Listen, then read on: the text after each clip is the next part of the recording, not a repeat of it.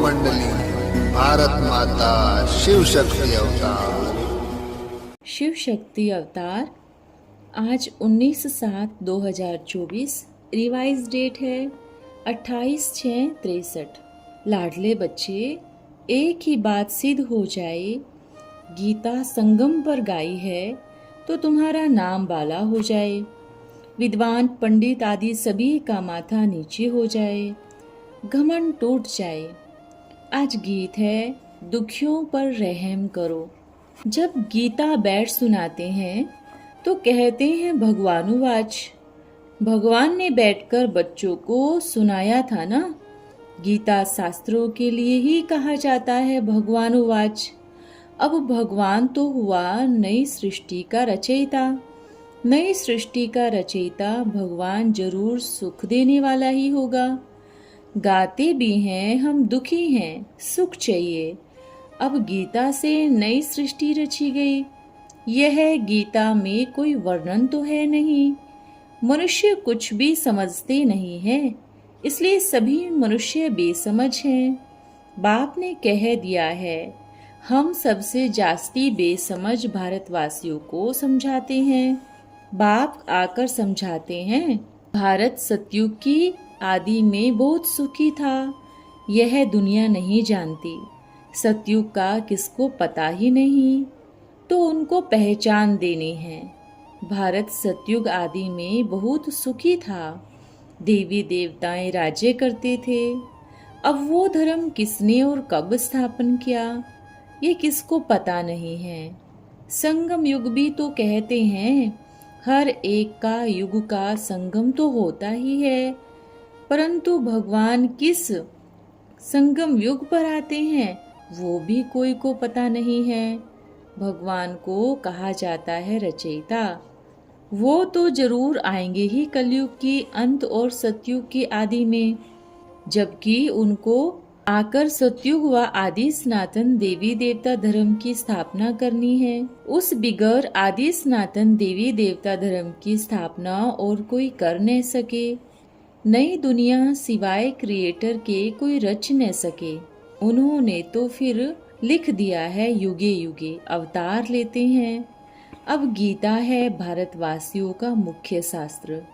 देवी देवता धर्म है भी सतयुग आदि में। बाप ने समझाया है मुख्य 4 धर्म और उन्हों के 4 शास्त्र है। गीता हुई आदि सनातन देवी देवता धर्म का शास्त्र। यह अच्छा रीति समझना पड़ता है। पूछना चाहिए, आदि सनातन देवी देवता धर्म का शास्त्र कौन सा है? यह तो जरूर कहेंगे, सतयुग में लक्ष्मी नारायण का राज्य था। गीता है ही देवी देवता धर्म का शास्त्र। बाप कहते हैं, मैं संगम पर आता हूँ जबकि सृष्टि बदलती है, असुरी से दैवी बननी है। गाते भी हैं कि यदा यदा धर्मस्य गलानी। गीता वाले ही गाते हैं, जब जब धर्म की गलानी होती है अनेक धर्म वृद्धि को पाते हैं और एक आदि सनातन धर्म प्राय लोप हो जाता है, तब मैं आता ही हूँ नई सृष्टि रचने। क्रिएटर तो जरूर नई दुनिया करूँगा, द्वापर व कली को तो नहीं क्रिएट करूँगा ना। ऐसे भी नहीं कि मैं सतयुग और त्रेता के संगम पर भी आ सकता हूँ। नहीं नहीं, मुझे तो सिर्फ नई दुनिया को क्रिएट करना है। ऐसे भी नहीं त्रेता और द्वापर के बीच में आऊं, वहां भी तो नई दुनिया नहीं स्थापन हो सकती। मैं आता ही हूँ कलयुग के अंत में। मुझे क्रिएटर कहा जाता है तो जरूर नई दुनिया ही रचूंगा ना। यह तुम बच्चे जानते हो। भगवान तो एक को ही कहा जाता है। भगवान खुद समझाते हैं, मैं आता ही हूँ कल्प के संगम युगे। मैं रचयिता हूँ नई दुनिया का। मैं राजाओं का राजा बनाने आता हूँ। मुख्य बात तो समझानी है। गीता सर्वशास्त्रमयी शिरोमणि शास्त्र है और भगवान जरूर कल्प के संगम पर ही आकर देवी देवता धर्म की स्थापना करते हैं। यह भी बड़ी भूल है। एक तो भगवान का नाम बदल दिया, दूसरा फिर द्वापर और कलयुग का संगम युग कृष्ण के लिए कह दिया है। अब तुम मात पिता कह बुलाते हो, यह महिमा तो उस परम पिता परमात्मा की ही है। कहते हैं आकर दुखियों को सुखी बनाओ। अगर मैं द्वापर आदि से आऊं तो सभी सुखी बन न सके, सृष्टि तमो प्रधान बननी जरूर है। अब देवी देवता धर्म का जो शास्त्र है, सतयुग में तो कोई शास्त्र होते नहीं, जरूर कलयुग अंत सतयुग आदि के बीच में शास्त्र है। यह पॉइंट्स मुख्य समझानी है। यह भी जरूर समझाना पड़े, जब कलयुग अंत और सतयुग आदि में बाप आए तभी सारी सृष्टि सुखी हो सकती है। गीता का भगवान कल्प के संगम पर आए थे। भगवान आते ही हैं स्वर्ग अथवा देवी देवताओं को रचने। गीता है भारतवासियों का माता पिता। गीता में तो बड़ी भूल कर दी है। सर्वशास्त्रमयी तो जरूर नंबर 1 माई बाप होंगे। महिमा सारी गीता की ही है। बाकी सब दंत कथाएं हैं, सभी भाषाओं में कॉपी करते हैं, परंतु यह पता नहीं भारतवासियों की ही भूल है। व्यास भारतवासी था जिसने ही इतनी बड़ी भूल की। बाहर में तो गीता पीछे गई, तो यह भूल समझाने लिए भी युक्ति चाहिए, वो पॉइंट निकालनी पड़े। कहते भी हैं गीता भगवान ने गाई। भगवान ने देवी देवता धर्म की स्थापना की तो जरूर कल्प के संगम पर आया होगा ना। एक ही बात सिद्ध हो जाए, गीता संगम पर गाई है तो तुम्हारा नाम बाला हो जाए, विद्वान पंडित आदि सभी का माथा नीचे हो जाए, अहंकार ही टूट जाए। यह ज्ञान बाण है जिससे अहंकार टूटता है। बाप बैठ आदि मध्य अंत का ज्ञान समझाते हैं। बाप ने ही आकर तीनों कालों का राज समझाया है। आदि मध्य अंत आदि हुई आदि सनातन देवी देवता धर्म की स्थापना से, क्योंकि राम राज्य स्थापन होता है, फिर मध्य में रावण राज्य स्थापन होता है, वो आधा कल्प चलता है। आदि से मध्य तक हुआ ब्रह्मा का दिन, फिर मध्य से अंत तक ब्रह्मा की रात। आदि से आधा तक ज्ञान, फिर आधा से अंत तक भक्ति। पहले सृष्टि नहीं है, फिर पुरानी कब होती है, यह मनुष्य नहीं जानते। हिसाब करना चाहिए। अगर झाड़ की आयु 5000 वर्ष है तो आधा मध्य में रखना पड़े, तो बाबा फिर देह का ज्ञान सुनाते। बरोबर सृष्टि की आदि में राम राज्य शुरू होता है। राम राज्य का अर्थ यह ही है, आदि सनातन देवी देवता धर्म। सूर्यवंशी चंद्रवंशी पहले सतयुग, फिर त्रेता, फिर द्वापर से देवी देवता धर्म प्राय लोप हो जाता है, क्योंकि माया प्रवेश कर लेती है तो यह आसुरी संप्रदाय बन पड़ते हैं। पहले दैवी संप्रदाय थे, तो मुख्य यह समझाने की बात है, आदि देवी देवताओं का राज्य था। फिर मध्य में क्या हुआ, रावण ने राज्य किया, फिर कौन कौन से धर्म स्थापन हुए। द्वापर से अनेक धर्म आते हैं।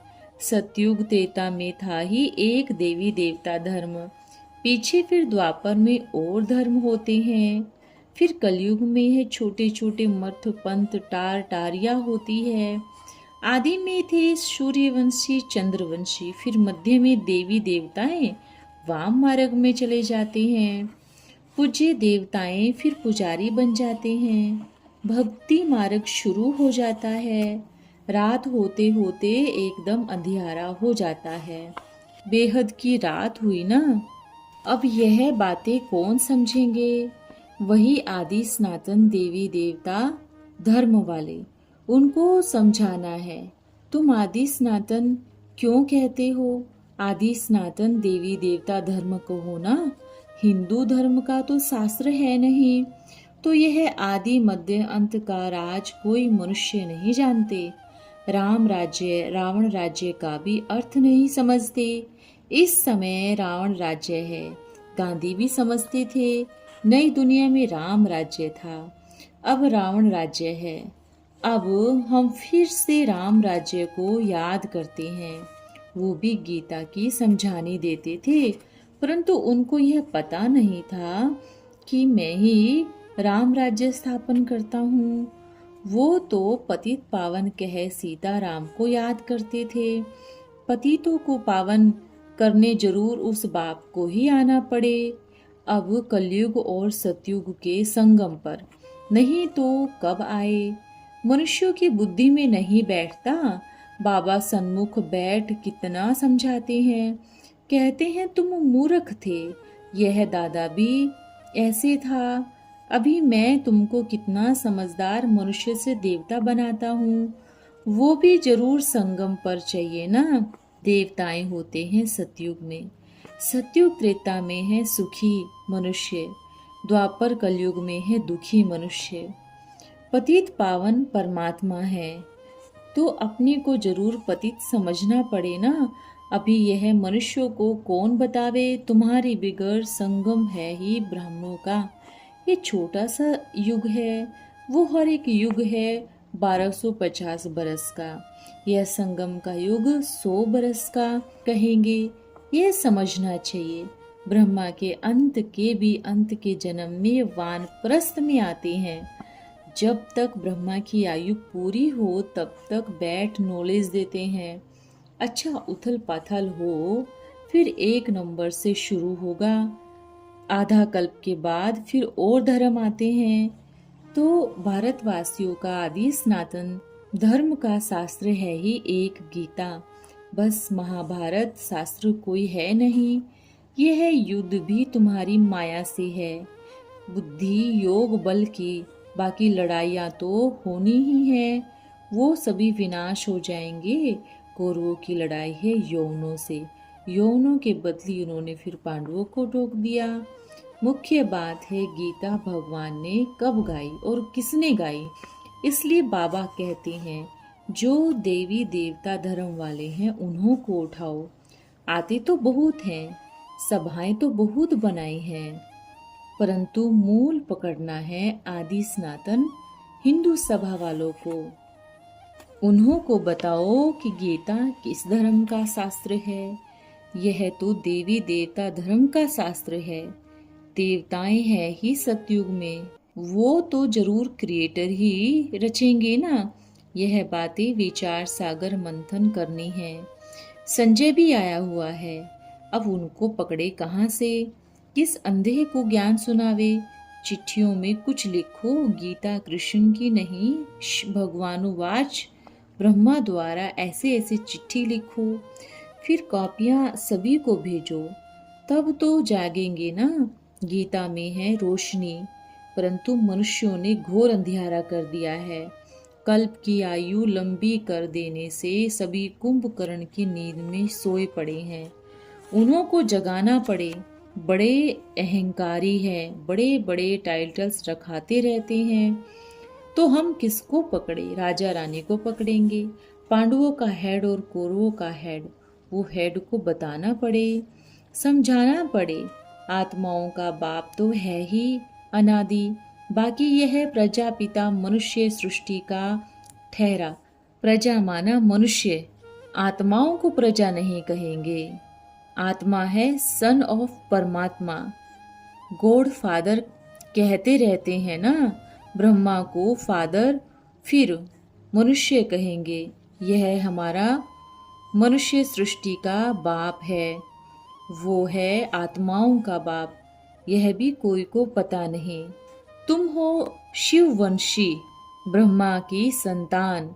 तुम बच्चों को यह पता है हम अब कल्प के संगम पर है। बाबा जब समझाते हैं तो तुम्हारी बुद्धि में बैठता है, बरोबर हम संगम युग पर है, सतयुग में जा रहे हैं ज्ञान योग की यात्रा से। उनको ही कहते हैं तुम मात पिता, हम बच्चे तुम्हारे। बरोबर भारतवासी बच्चे थे, बाप से वर्षा पाया था। भारतवासी बच्चे ही मात पिता कहते हैं, और कहाँ भी मात पिता कहते नहीं। हाँ करके एक दो से सुनकर गाते रहते हैं, अर्थ बिल्कुल नहीं जानते। वो माता पिता आकर सभी बच्चों को सुखी करते हैं।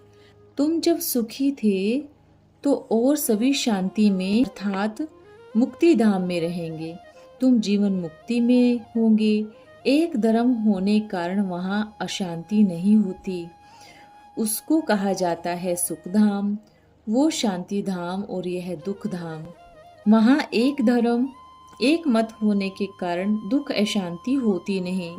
लक्ष्मी नारायण आदि सभी श्रीमत से पाई हुई प्रारब्ध वहाँ भोगते हैं। एक मत हम यहाँ बाबा से लेते हैं तो कोशिश करनी चाहिए हमारी जो हम जिन्स है वो बाप से वर्षा ले। कैसे लेवे?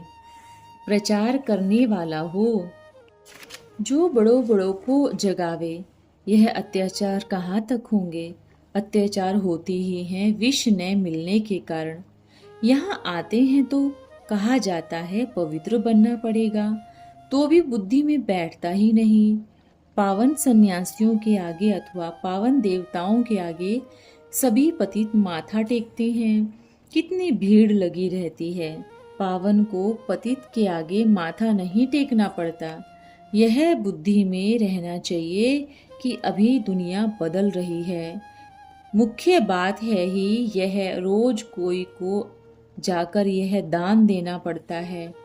ऐसे थोड़े ही सिर्फ अमृत वेले ही दान करना है। मनुष्य दान अमृत वेले सिर्फ करते हैं क्या? कोई भी समय कुछ न कुछ दान करते रहना। मुकर्रर टाइम नहीं होता। बाबा के पास दिन में भी कोई आ जाते हैं तो दिन में भी दान दिया जाता है ना। या तो कोई आकर दान लेते हैं या तो हमको फिर जाकर देना पड़ता है।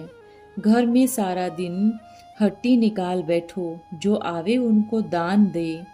यह है भगवान की एक ही अविनाशी ज्ञान रत्नों की हट्टी, और कहाँ यह हट्टी नहीं है।